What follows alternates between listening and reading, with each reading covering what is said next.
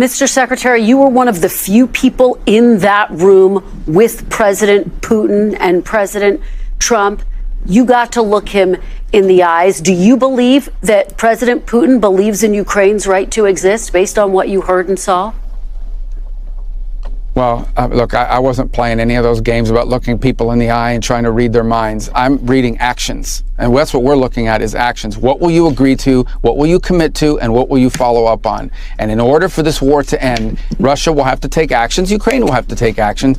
Ukraine's partners and allies will have to take actions as well to enforce that peace in the long term. That's what we're interested in. Mr. Secretary, I want to play something you said about President Putin. This was right after the invasion in March of 2022. Take a look.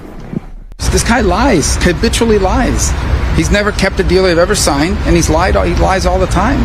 And I don't know why, but he plays us like a violin in the West, because the West wants to believe that you can cut a deal with everybody. You can't cut a deal with guys like this. He's a professional, experienced liar. Mr. Secretary, given that, what makes you think that if you are able to reach a deal with President Putin, that he would stick to it, based on, as you just said, he's a liar? Well, that's the point. That's why the deal has to have enforceable mechanisms in it. That's why the deal has to have things like security guarantees.